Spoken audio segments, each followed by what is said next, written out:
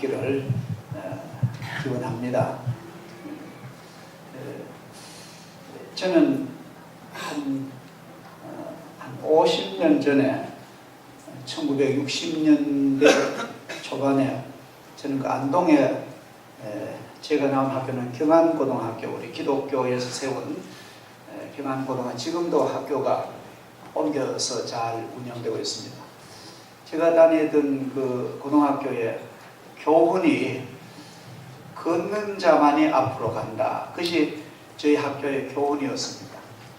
걷는 자만이 앞으로 간다. 그래서 그때 선생님이 저들에게 심어준 얼마나 강인한 건지 지금도 마음속에 그 교훈을 담고 있습니다.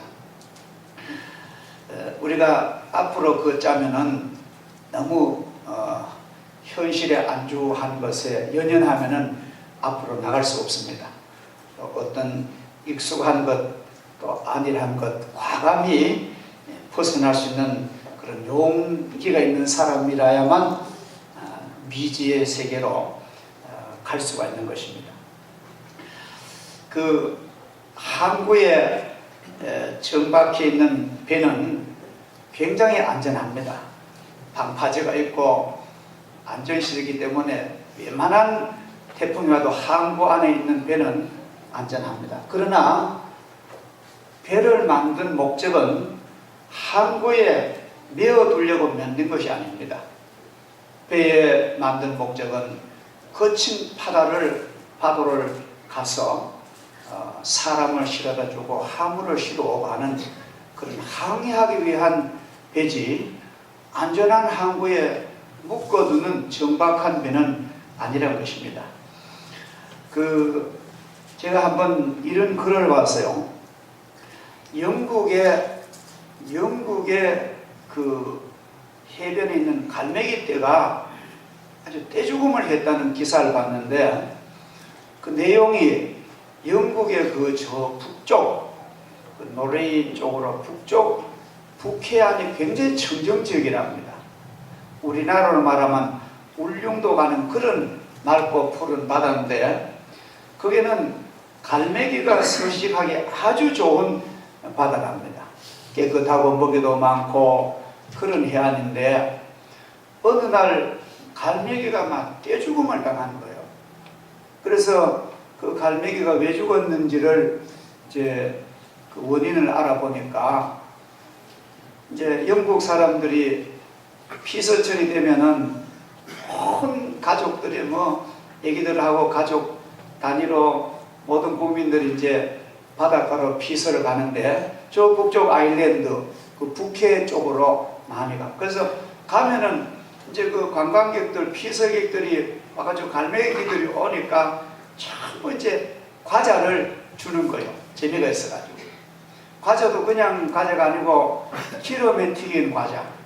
우리로 말하면 이제 새우깡이라든지 맛동산 같은 그런 과자를 갈매기들에게 아주 사가지고 가서 갈매기들에게 먹이는 거예요. 근데 맛있는 거 얻어먹고, 근데 그 갈매기에는 자기도 모르지만 그 과자는, 깨끗한 갈매기에는 아주 독이 된답니다. 근데 시간이 지나서 피서철이 지나고 그 많던 관광객이 다 안 온단 말이죠. 그러면 갈매기가 맛있는 거 얻어먹는 게 돼가지고 그냥 그 물에 잠수를 해가지고 그 먹이를, 자연의 먹이를 안 잡아먹고 이게 막 길들여져가지고 그 과자만 바로 가만히 있답니다. 살이 진 갈매기가. 그래서 내주 그 과자를 안 주니까 움직이기 싫어가지고 굶어서 떼죽음을 당한 그런 원인을 발견해서 기사를 썼더라고요. 바닷속에는 무한정 살아있는 먹이가 그렇게 많은데도 이 갈매기는 그것을 잡지 않고 죽어버리는 그런 생태계의 보고입니다. 우리가 어린아이가 하나님 축복으로 아이가 나가지고 이제 태어날 때부터 그 기르면서 성장하는 걸 보면요, 그 아이가 이제 태어나서 자라면서 어느 정도 되면 이렇게 뒤집기를 하잖아요. 뒤집기를 하는데 몇 번 시도를 합니다. 근데 이제 가만히 보면은 엄마가 이 뒤잡아 주면 그게 그래서 자기 힘으로 막 다 뒤잡아 가지고 한 90%는 누다가 이제 넘어갔는데 이게 머리가 무거워서 못 넘어가는 거예요. 고기가 거의 다 아이들 머리만 넘기면은 다 되는데 머리를 수십 번 연습하다가 어느 날 싹 뒤잡습니다. 신기하잖아요, 엄마들은. 그리고 또 그 과정이 지나면은 걷는 거 돌 때쯤 되면은 막 일어서서 걷는 거 막 몇 번 실패를 하다가 어느 날 서서 걷게 되는 것입니다. 그것을 보면서 실패는 참 실패가 아니고 그것이 반복하는 가운데 성장하고 성공하는 것을 우리는 어린아이 기르면서 잘 볼 수 있습니다. 양이나 소는요 금방 나면은 뿔뿔 쫓아다닙니다. 그러나 인간은 그런 훈련과 그런 실패 속에서 점점 성장하는 걸 우리는 잘 알고 있습니다. 우리가 내가 할 수 있고 내가 꿈꿀 수 있고 내가 기도할 수 있다면은 지금 여기서 우리는 그 일을 너무 두려워하지 말고 착수하는 것이 우리가 하나님께 복을 받는 가장 중요한 그런 지혜인 줄 믿습니다. 우리가 항상 해오던 것, 어제도 하고 오늘 나는 항상 해오던 것, 아주 익숙한 것만 하게 되면은 우리에게는 항상 얻는 것만 얻지 신선한 우리가 경험하지 못한 그런 것은 도저히 얻을 수가 없습니다.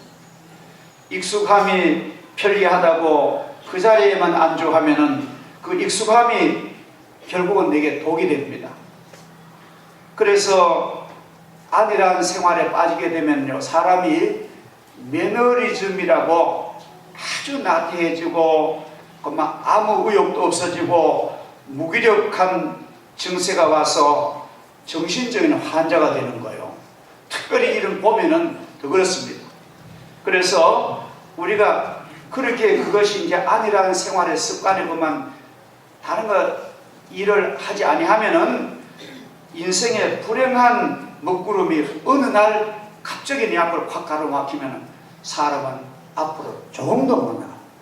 그래서 우리가 항상 내 자신을 우리는 좀 더 경책을 하고 남에게는 관대하지만 또 내 자신에게는 좀 더 우리는 채찍질을 하면서 영적으로 우리가 이 사순절의 신앙 성장을 위해서 내가 믿음으로 내가 도약하고 내가 사회적으로도 내가 발전할 수 있도록 우리는 배우고 익히는 일에 우리는 과감한 용기를 가져야 될 줄 믿습니다. 우리 사람이란 말을 히브리어로 아담이라는 말, 아담이 인간, 사람이라는 뜻입니다. 영어로는 휴맨이라는 그런 단어를 씁니다. 그런데 이걸 학문적인 말은 전혀 틀립니다. 그런 아담이나 휴맨이나 인간 이런 말을 학문적으로는 호모 사피언스라는 그런 학술 용어를 씁니다. 그런데 그 호모 사피언스라는 의미가 희망하는 인간, 꿈을 가진 사람, 그런 의미라고 합니다. 사람은 꿈과 희망을 가져야만 올바른 사람의 그런 하나님 주신 형상을 발휘할 수가 있는 것입니다.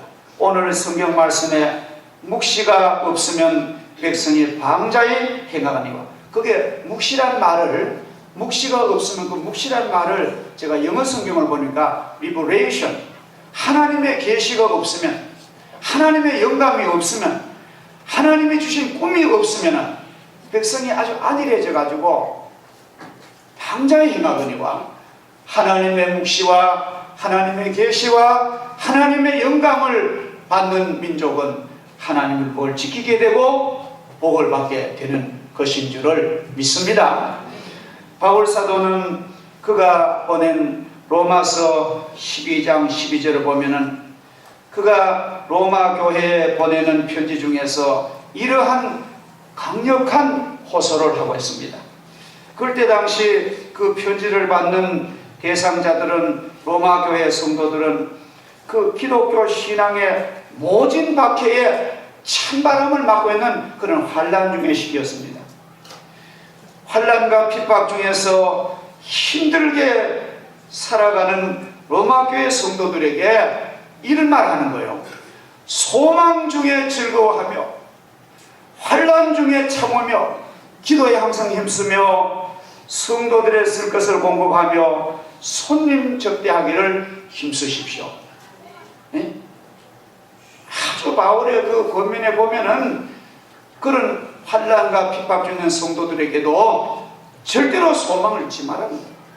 희망이 있습니다. 하나님이 여러분들에게 앞날을 열어주십니다. 기독교 박해가 끝나고 영광의 시대가 올 테니까 소망 중에 즐거워하십시오. 우리가 이 말씀을 보면요, 참으로 놀라운 성령의 역동적인 힘이 교회에 있는 것입니다. 이스라엘 민족 역사를 우리가 출애굽기를 통해서 보면 잘 압니다. 우리가 요사이 새벽으로 출애굽기를 쭉 읽어 나가면서 우리가 묵상하는데, 이스라엘이 애굽에서 나올 때, 영광의 탈출을 할 때 성경을 보면 이 민수기라는 그 책이 있잖아요. 그 민수기는 한문으로 백성민자 숫자 기록, 백성의 숫자를 기록한 책입니다. 쉽게 말하면 인구조사한 책입니다. 근데 거기에 보면은 이스라엘의 12지파에서 장정만, 군에 나갈 수 있는 남자 장정만 60만 명입니다. 60만. 그러니까 60만 명이 남자 출전할 수 있는 숫자이기 때문에 적어도 어린아이들 숫자, 여자들 숫자, 노인들 숫자 하면은 300만이 넘는 민족의 큰 민족입니다. 고대에 300만이면 큰 민족이잖아요. 근데 이러한 거대한 민족을 이끌고 이제 홍해를 건넙니다. 또 홍해를 건넌 후에 성경에 보면은 신광야, 신의 광야, 바란 광야, 가데스 바네아 광야를 지나갈 때 그 백성들이 끊임없이 굶주림과 목마름과 더위와 고생하였고, 광야에 독한 그런 불뱀이나 전갈이나 곤충에 시달리고 뜨거운 태양빛에 그들이 고통을 당하고, 그때마다 백성들의 원망과 불평이 너무너무 심합니다. 어떤 경우에 성경 보면 막 백성들이 분노가 일어나가지고 폭동이 일어날 직전에 돈 들질 위기까지 그런 혼란이 온 것을 우리는 성경을 통해서 알 수가 있습니다. 그러한 위기, 그러한 어려운 문제를 모세도 약한 인간이잖아요. 어떻게 모세가 견뎠을까? 어떻게 그러한 그 백성들의 현실적인 그런 눈물겨운 막 호소와 막 원망과 불평과 이런 문제를 어떻게 모세가 감당했을까? 성경 읽어보면은 모세가 다른 비법이 있는 게 아닙니다.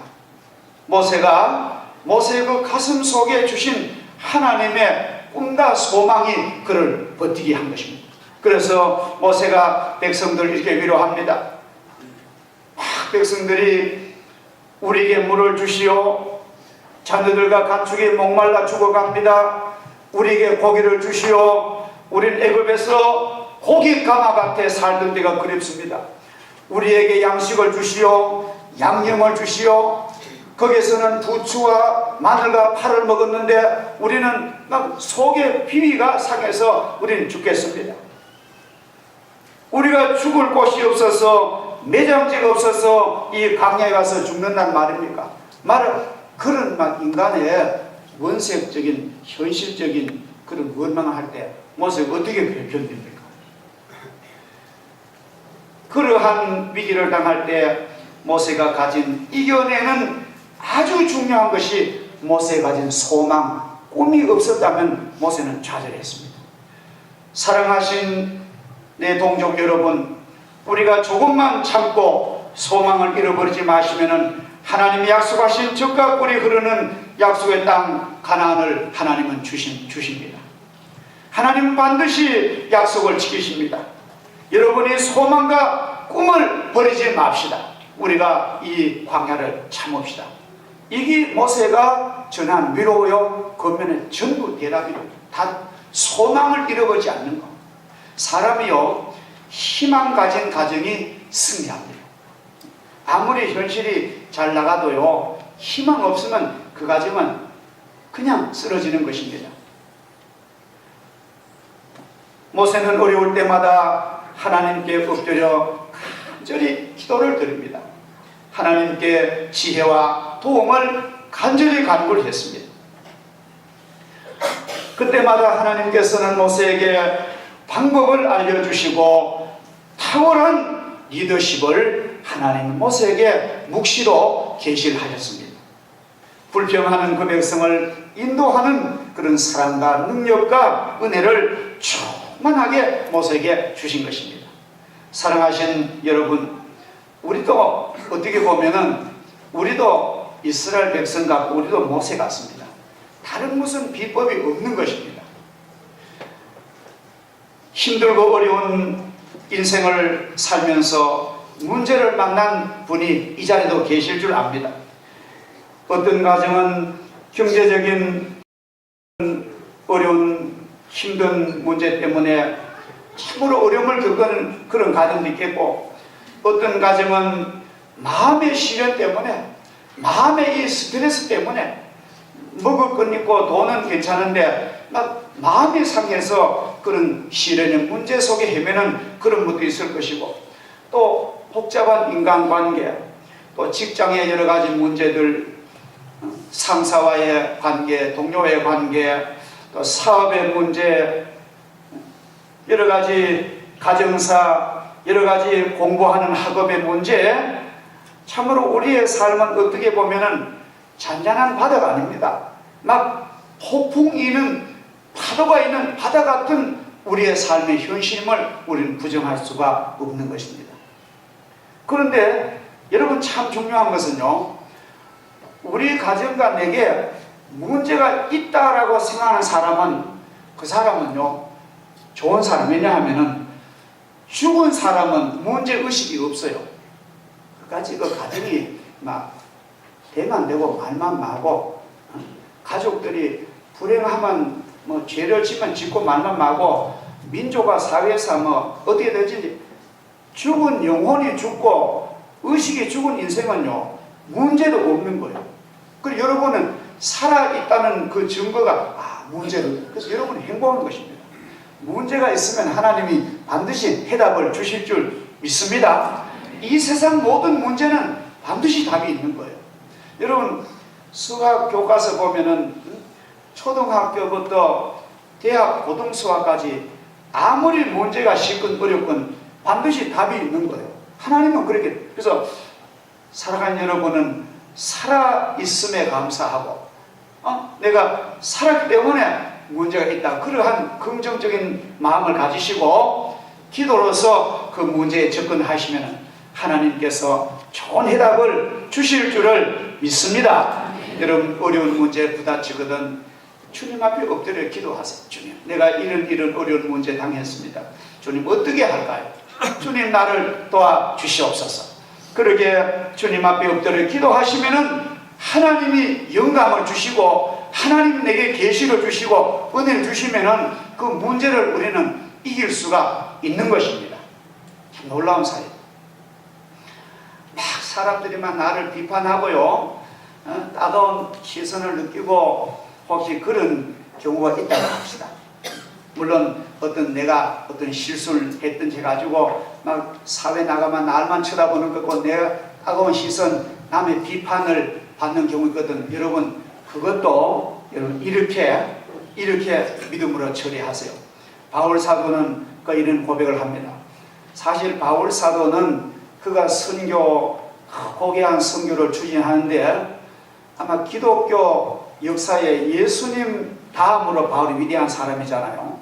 그는 아세와 유럽에 복음을 전하고 성경인감은 13권을 쓰고 오늘의 교회 기초를 놓은 바울인데, 바울이 인생을 살아가고 주님의 사역을 하는데 문제는요, 돈 때문에 그런 문제도 아니었습니다. 물론 돈이 필요하지만도 아주 절대적인 문제는 돈 때문에, 돈이 아니었습니다.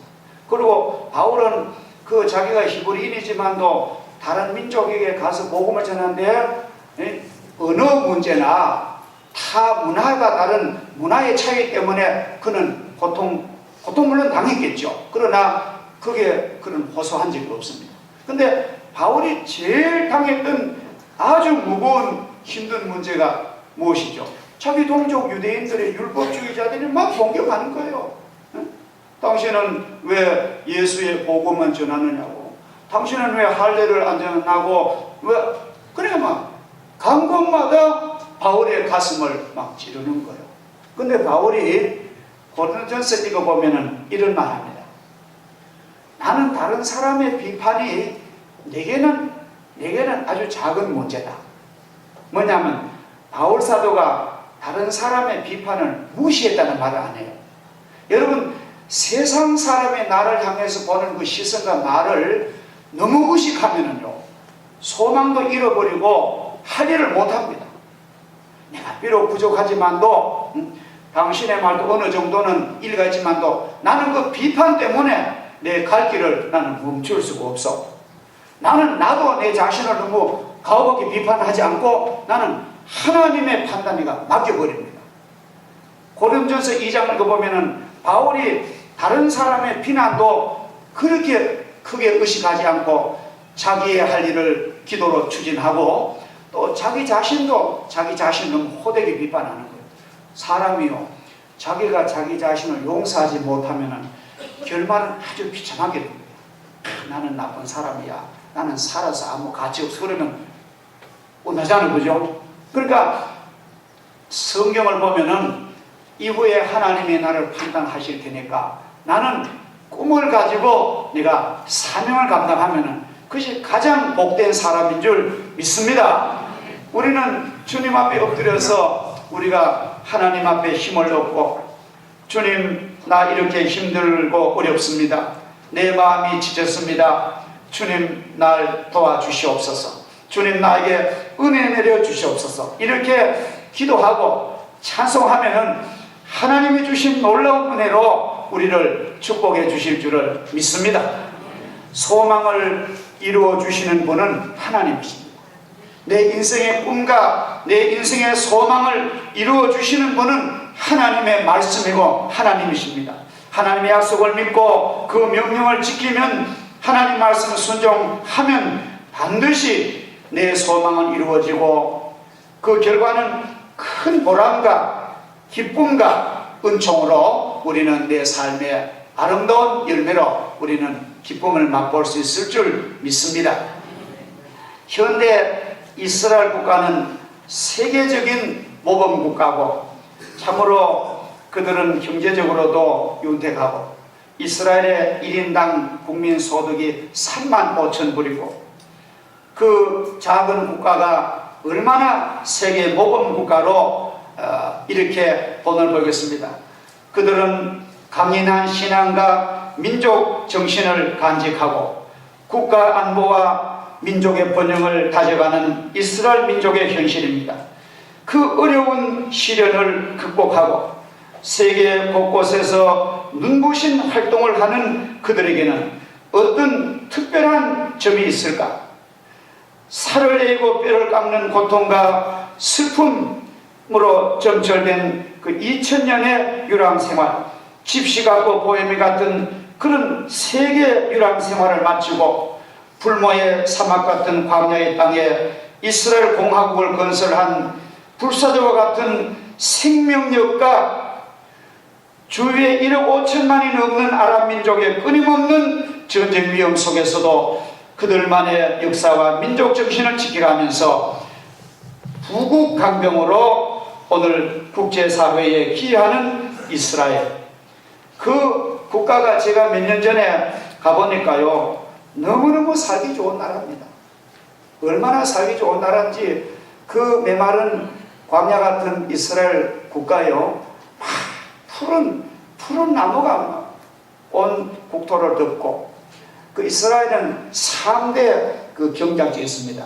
하나는 북부 갈릴리 지역의 참 키부츠 국가적인 경영농장, 그 다음엔 요르단강 서안에 이스라엘 평원이라는 아주 큰 광활한 국가 경영 녹색 경영 그런 지대, 그 다음에는 지중해 연안에 그 넓고 아름다운 가까운 그런 비옥한 옥토, 전부 파이프 라인을 해가지고 우리처럼 물을 막 이렇게 쭉 뿌리는 게 아니고요. 그 나무마다 식물마다 보니까 물이 그냥 똑똑똑똑똑 그 밤새도록 떨어지니까요. 아주 그 모든 초목과 곡식이 그렇게 푸르게 잘 자랍니다. 그래서 그 비옥한 농장에서 키푸츠식 공동농장에서 생산되는 신선한 야채와 농산물, 색깔이 아름답고 맛이 좋은 각종 과일을, 목장의 밀크와 치즈를, 양질의 고기를, 이것이 그날 당일 유럽으로, 그들은 아세아지만도 유럽으로 당일 직송되고 공기가 너무너무 깨끗하고 물이 너무너무 깨끗하고 건강하고 기쁨의 국민들을 전환받습니다. 와샤스를 일주일 입고 다녀도 때가 묻을 정도로 그들은 세차를 모른대요. 얼마나 공기가 깨끗한지. 우리나라는요, 이거 와샤스 며칠만 입으면은 하여튼 지금은 많이 덜하지만 세차하면 안 해보세요. 아름다운. 또 우리나라는 참 이 좋은 자연 환경을 가지고도 이렇게, 물론 중국의 미세먼지 영향이 있습니다만도 그 민족은 이렇게 하나님의 축복을 누리고 있는 것입니다. 그 원인이 뭘까? 그 원인은 그 사람들이 우리보다 머리가 좋은 것도 아니고 국토가 넓고 기름진 것도 아니고 지하 자원이 있는 것도 아니고 어떤 것을 보나 열악한 조건인데 이렇게 잘 사는 것은 그들은 소망과 신앙을 가진 민족. 어느 가정도, 제가 이스라엘 가서 그 통곡에 가지고 거기 이제 꼽아놓고 있는데, 제가 통곡의 벽에 갔다가 마침 그 옆에 이스라엘 그 대학교가 있다 그래서 히브리 대학교를 가봤습니다. 아주 중요한 경험을 했어요. 히브리 대학교를 이제 국립대학인데 가보니까요, 전 학생이 기숙사에 생활한대요. 저는 그것이 교육이라고 봅니다. 그 전 학생이 똑같이 입었어요. 잘 사는 아이 잘 입는 것도 없고 못 사는 사이 못 입는 것 전부 그렇게 입고, 그 대학생들이 아주 좋은 교수 랍비 밑에서 교육을 받는데 얼마나 얼굴이 동안이고 얼굴이 밝고 눈빛이 기쁨, 처음 보는 우리 같은 동양인도 그렇게 기쁨으로 시선을 주고요. 근데 그들의 과목 가운데 제가 그들의 대학생들의 과목 컨텐츠를 봤는데 아주 눈에 들어온 게 경건의 시간, 기도의 시간이 꼭 있더라고요. 매일매일 하나님 앞에 경건한 찬양을 부르고 경건한 기도를 드리는 것이 아주 과목이 되어 있더라고요.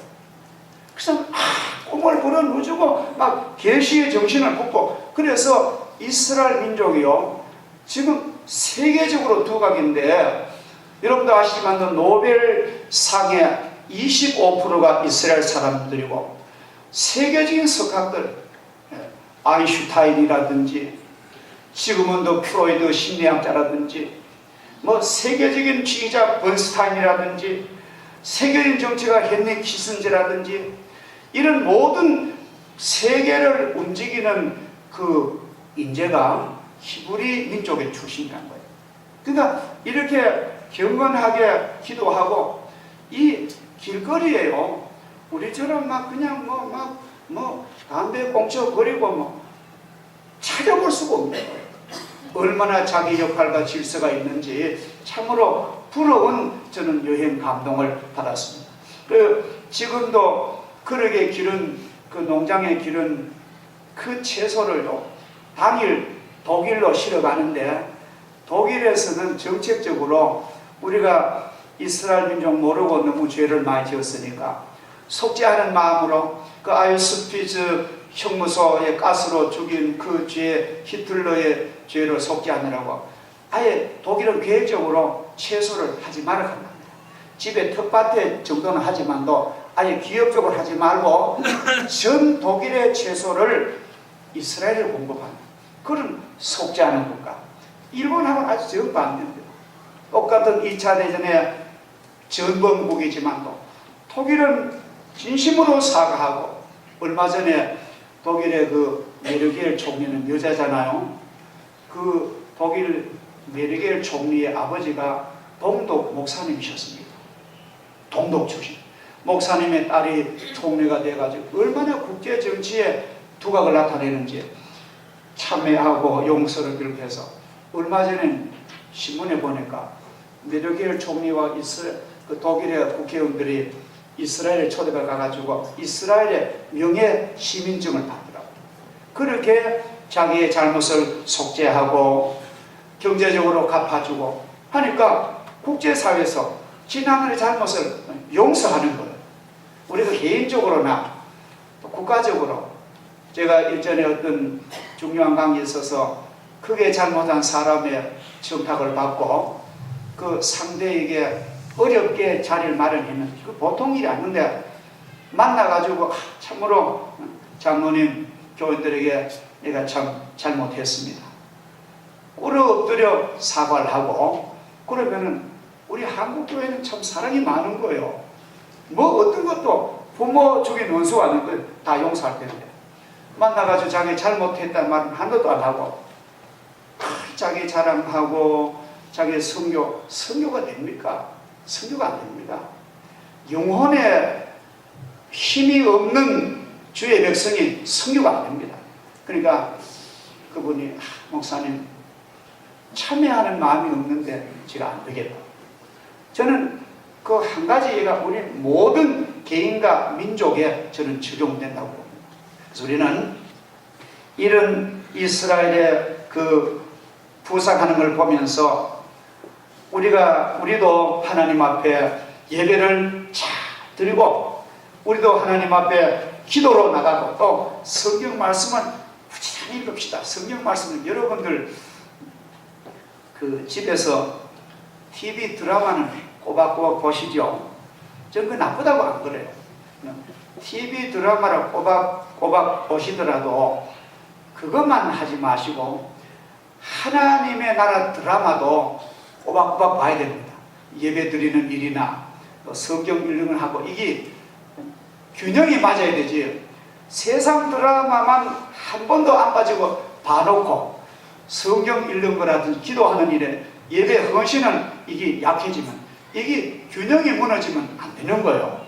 저는 말하기를 영적인 축복도 세상도 알아야 뭐 세상을 살자. 그러니까 뭐 드라마도 보십시오. 그러나 이게 균형을 잡아가시기 바랍니다.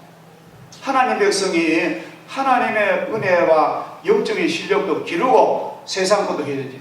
이건 하나도 뭐 빵점짜리면서 이것만 하면 내중에요 하나님의 큰 하나님의 꾸지람을 우리는 받을 수밖에 없다고 저는 봅니다.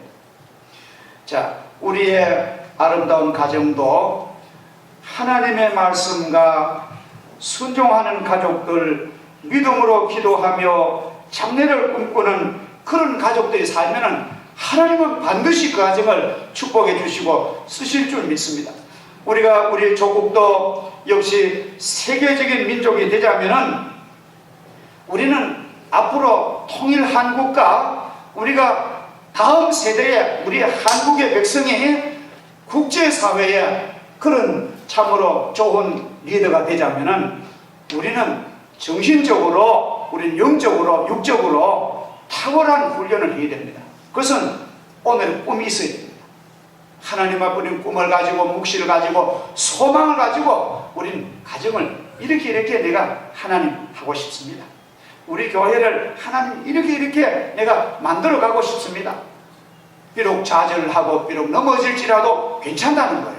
그건 우리의 또 다른, 그들은 우리의 자격증이고 또 다른 스펙이고 또 다른 디딤돌인 줄 믿습니다. 하다가 실패해도 괜찮아요. 그래서 우리는 하나님이 주신 꿈을 가지고 나갈 때 반드시 우리 가정은 하나님께서 이루어 주시고 복되고 경건한 가정 되어서 내일의 좋은 일꾼으로 우리가 기여할 줄 믿습니다. 기도하겠습니다. 하나님 아버지, 꿈이 없는 백성은 묵시가 없으면 백성이 방자하게 행하나 여호와의 율법을 지키는 자가 복을 받는 말씀 저희들이 마음에 새기게 하시고 우리 모두 한 사람 한 사람 소망 중에 즐거워하게 하시고 우리가 하나님 앞에 소원을 가지고 기도하게 하시고 하나님의 주신 미래의 비전과 꿈을 가지고 찬송하며 나아가는 저희들 되도록 우리를 은총을 베풀어 주시옵소서. 예수님의 이름으로 기도하옵나이다. 아멘.